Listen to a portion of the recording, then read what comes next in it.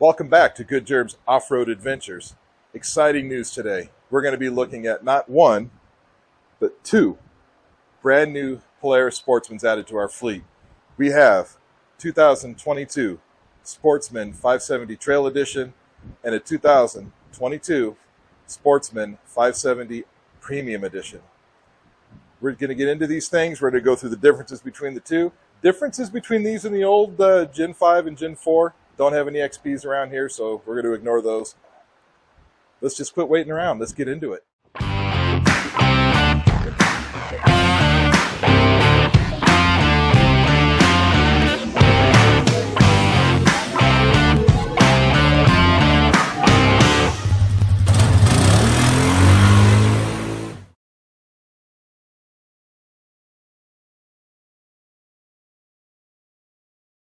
Right here, you've got the Gen 3.5-ish Sportsman 400.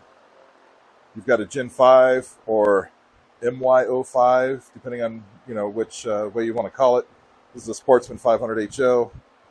And now we're going to back up a bit. Here's your 2022 Sportsman 570 Premium. And in front of it, we have the 2022 Sportsman 570 Trail.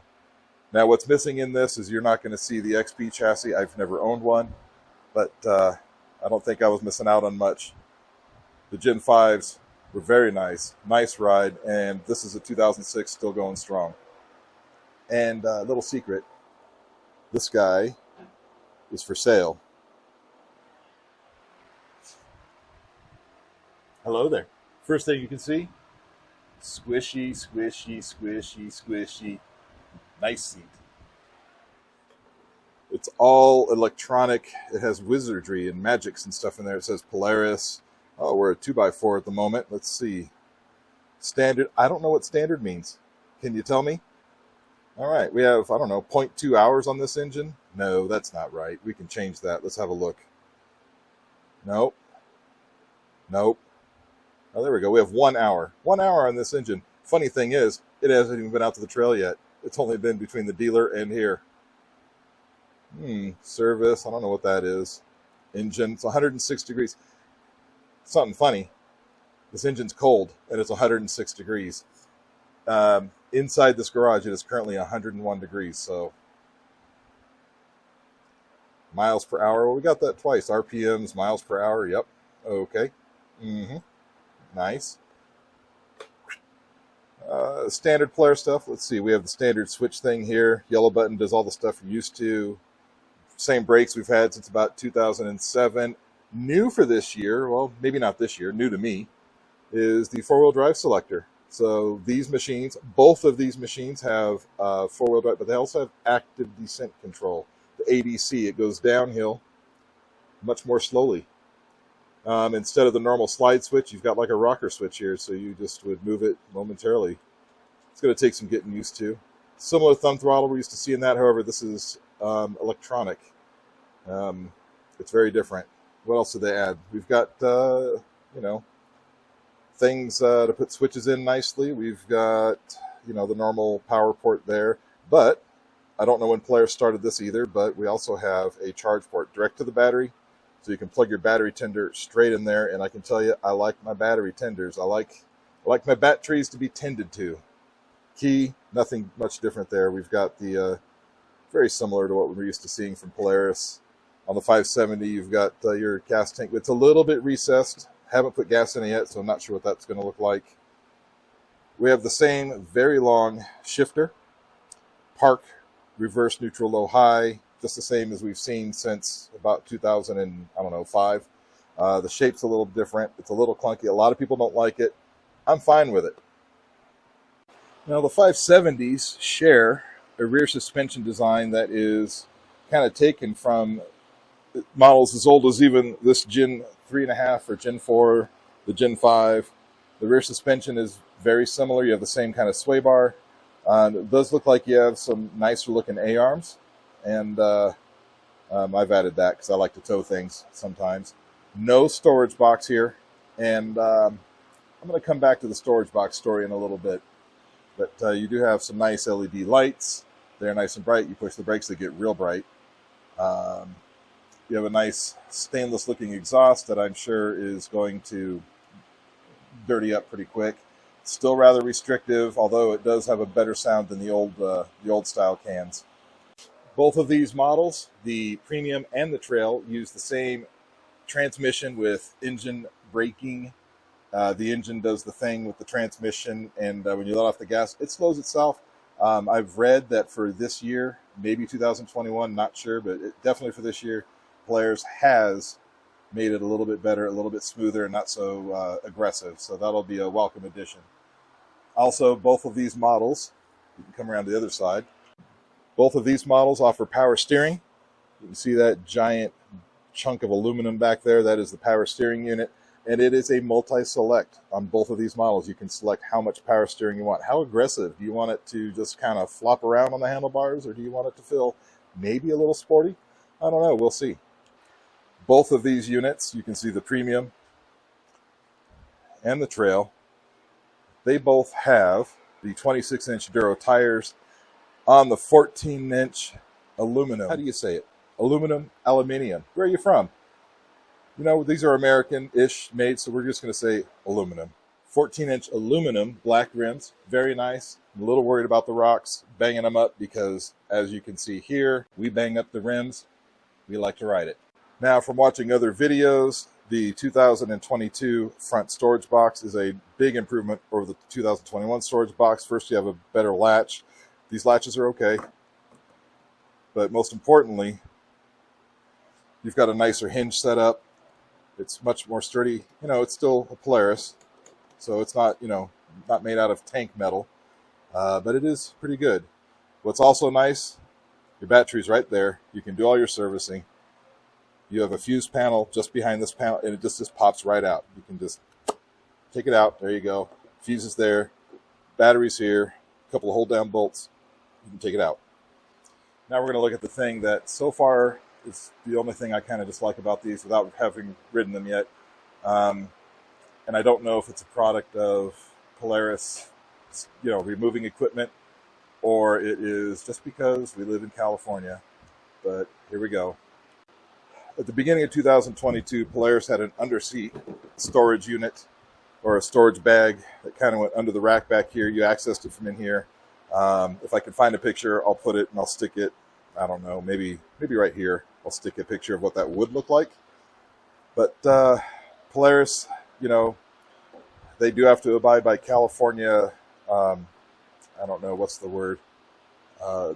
We'll just say laws, California laws that just keep changing and making things difficult for everybody. But when you take the seat off, oop, it's stuck. Nope, I got it. Let's set it here. Right here, you would have a storage bag. And I saw that it was not there when I picked these up from the dealer. So I ordered a storage bag and tried to install it, only to discover that it won't fit. And why won't it fit? Let's see if I can get the camera in here. That is why it won't fit. And if you're having a hard time seeing it, I'm pointing to right here. We've got an evap canister. Thank you to the California government for making it just more difficult to live and own and do things in California. Since we're under here, we've got the normal air filter setup, paper element. Honestly, I think it takes the same. If you're going to upgrade this to a uni filter, which we will once these get dirty, we're not going to replace them with Polaris filters. We will put unis, maybe Canyons, maybe the no toils, whichever, all good options. But I believe it uses the same part number from uni as both of those. Let's look at the differences between this guy and this one, other than the obvious.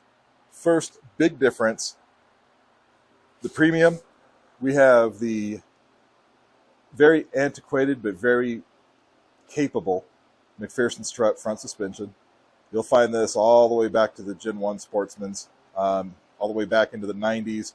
Polaris has used this on many ATVs, quads, four-wheelers, whatever term you like. I don't know where you're from. But we had, when I was a kid, we had a 1988 Polaris 2-stroke, four-wheel drive, 250, and it had the same style front suspension. So like I said, they haven't changed it much. The A-arm joint, or A-arm mounts, those are supposed to be sealed now. We'll see. But anyway, so this is the biggest difference between the premium and the trail, because when you go to the trail, you have arched AA arm front suspension, which doesn't give you more overall ground clearance, but it does give you a little bit more avoidance on the rocks.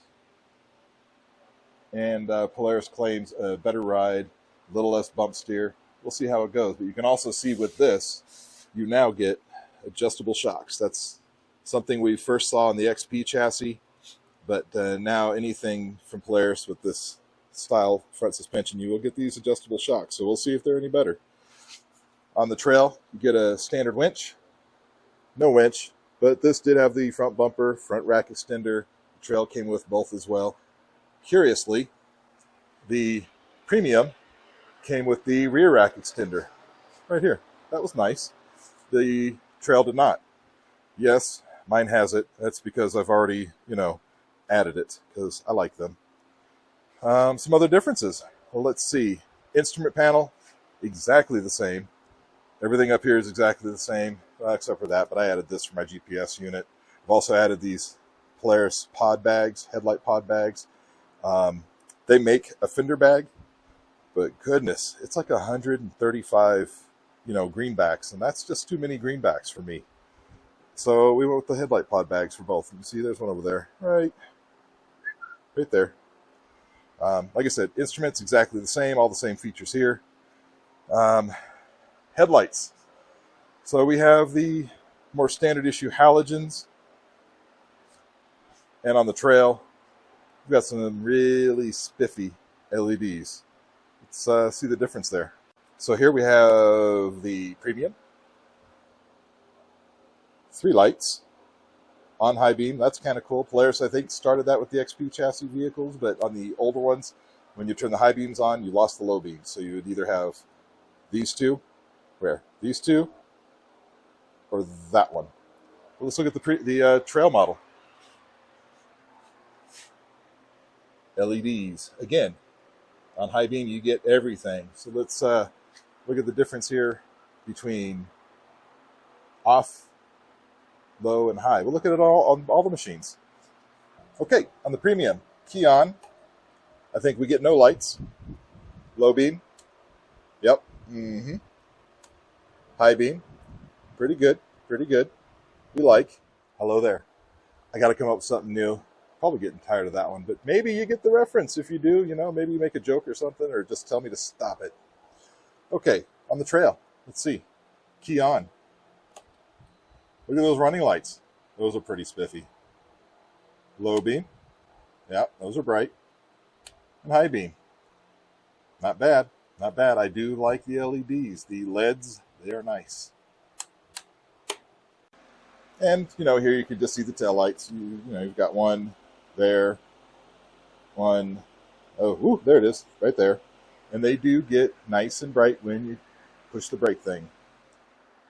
So that's going to do it for today. In the next coming episodes, we're going to be upgrading on these machines, and we'll bring you in for those. Both of these machines are pre-wired for thumb throttle warmers. That machine's going to get them. The wife needs some hand warmers. Her hands get cold, I'm going to warm the hands up and the thumb up, make her hands feel better. We're going to put some LED-age. We're going to put some LED lights. We're going to put some here. We're going to put some here. We're going to do the same thing on both machines.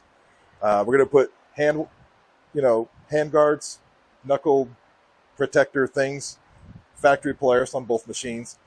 We're going to do cargo storage box on the back. We're going to start with one.